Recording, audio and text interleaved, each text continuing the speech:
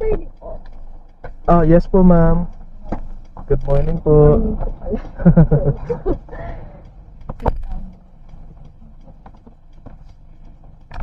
Head northeast on Sheridan toward Pines. Okay na po kayo, ma'am? Okay.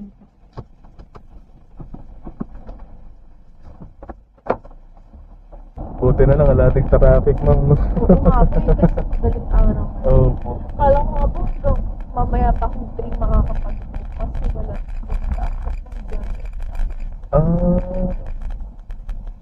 mag-ano na lang po sana kayo, magmumotor? Opo, magmumotor kasi mabilis. Saka kaya ko po.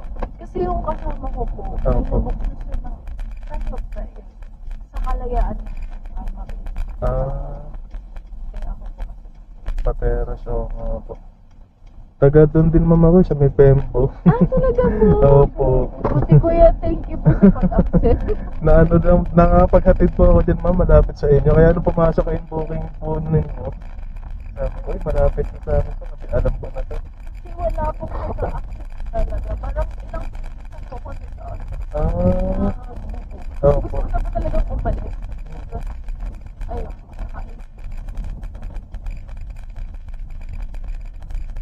Umalis na ako kasi hindi ko na po hinintay na maging lasing pa.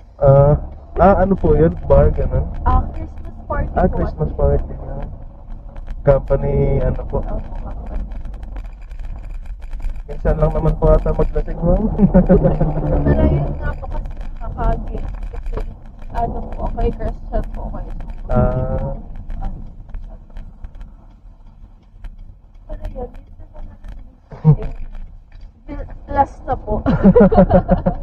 Last na po na committed na po. So, talagang pero dito po ako like naglalasing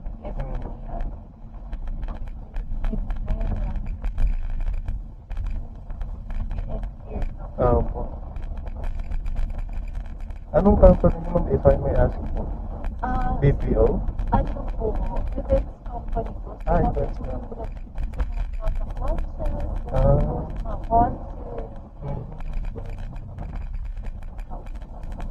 Sorry mo, akala ko po kasi sa BPO kayo kasi ang ganda ng boses niyo. Hindi po. Siguro kasi nakapanood po ng mga doon po kasi ako ng staff ko, na manood po talaga ng mga parties, gano'n po. Doon po nila ako pinalaki. Kaya siguro na Nag-BPO din po kasi ako dati, ma'am. Kaya dito po, ma'am, sa may Sutherland po. Kaya lang, po yata ako na-overwhelm kasi hindi naman po talaga English yung ko. Yeah, first language. First language. Talaga pagka hindi mo first language yun. Opo. Kaya hindi rin po ako halos tumagal. Yung boyfriend ko po sa consultant. Pero not boy naman. Opo.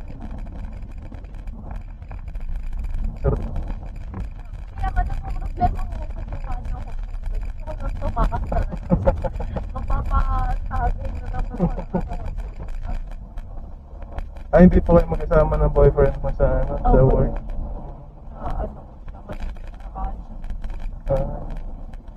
Hirap din kasi natrabaho din ng BPO, ma'am. Panggabi din po yung boyfriend nyo.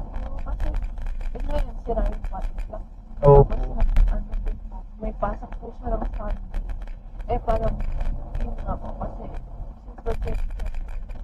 Talagang nire-reserve po namin yung Sunday. Church day. Yung last Sunday, parang, wala po siyang tumulog. Diretso na po siya. Nakakaawa kasi walang pahinga. Opo. Diretso pasok. Grabe. Gabi. Yan ang mahirap sa BPO mo. Parang tawag nila data doon, broken, tawag doon, split day off pa lang, split rest day. Pero buti naman po yung boss niya. Split day off. Siguro yun na lang po yung blessing kasi. Opo. Kasi parang ang mangyayari nun, pahinga mo, rest day mo, tulog lang, ganun. Pambawi lang. Hirap pa naman kasi paggabi. Opo, kaya ako din, hindi din po makatagal sa ganung work. Eh, kasi parang ang hirap talaga pag graveyard. Opo, totoo. Lalo na pagka nagmamature tayo, ma'am, nagkakaedad. Ang hirap sabihin nagka-age eh, no? Nagmamature na lang. Pag lumalabas na yung mga sign of maturity, ma'am. Yun nga po, yun nga parang, Diba? sabi ko sa kanya, parang hindi ganda sa pagtatagal sa ganyan. Kasi, ang hirap. Oo, ma'am, kasi ang nakikita ko rin, ma'am, yung BPO na yun, maganda kung malakas pa po yung katawan niyo, kung kaya niya pong magpuyat, Talagang ganyan. mga fresh grad. Opo, yan, mga fresh grad. Siguro pangkuha lang po na. Opo. Tsaka pang-enhance ng communication skill niyo, kunwari, broadcasting yung line niyo, ganyan, di po ba? Kaya nga akala ko, ma'am, ano eh, BPO din kayo kasi ang ganda ng accent. Ang clear ng Grabe na flatter ako doon. So, yun yung insecurity ko actually. Pero alam mo, parang sa siguro sa experience ko na dito sa mga nag-gain kong experience dito, parang yung communication skill hindi lang po about kung paano may deliver yung words, pero kung paano may deliver yung message, di po ba? Parang, More subtle. opo, kaya kung na-insecure kayo mo sa, sa boses, siguro di na lang ako magsasalita mo. Grabe. Ah, Wait lang, naiyak ako.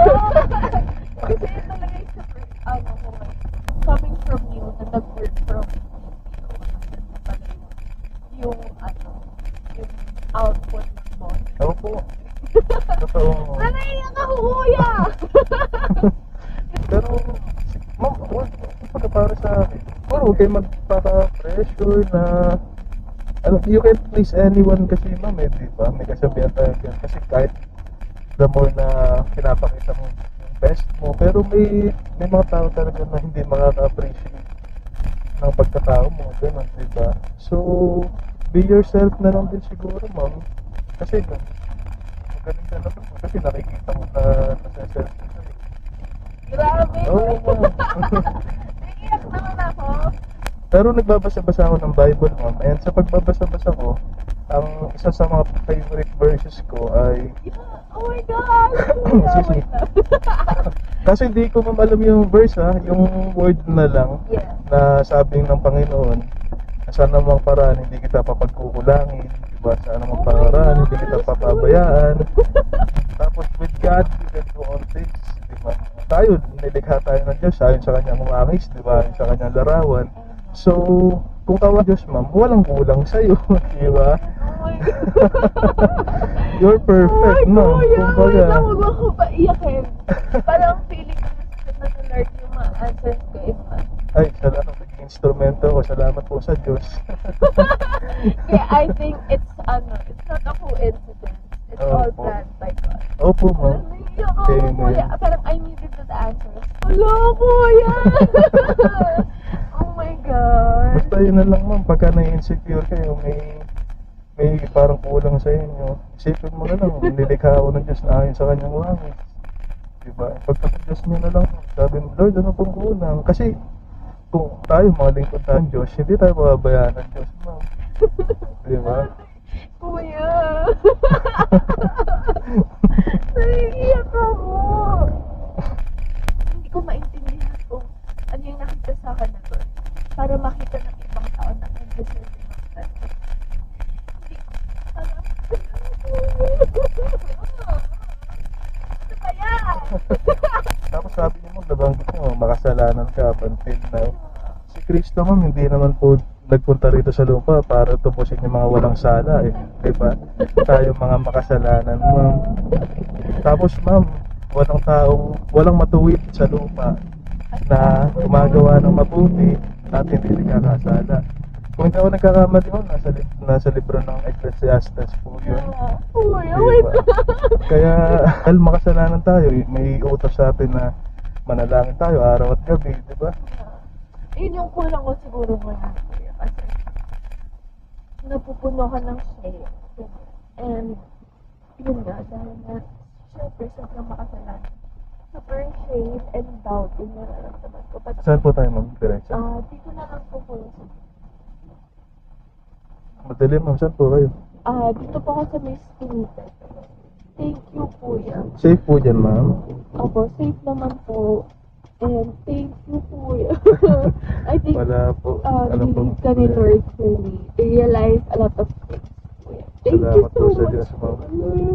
Naiiyak Sa Diyos po ang kuya. kapurihan at karangalan. Thank you so much, kuya. Salamat Mag-iingat din po. ka po. And Ingat I'm po. praying for you na doon naman yung Salamat po. yung name mo sa internet. Opo. Thank you, kuya. Salamat po sa Diyos, Mag-ingat ka po ma'am. always. Ingat po. Ingatin po kayo. And I hope na we'll get to meet. Opo. Sana mabook niyo po ulit ako. Yes. Meron tayo pag-uusapan. Opo, Thank you, sige kuya. po. Mag-ingat ka Ingat po. din po kayo, ma'am. Ingat Salamat po.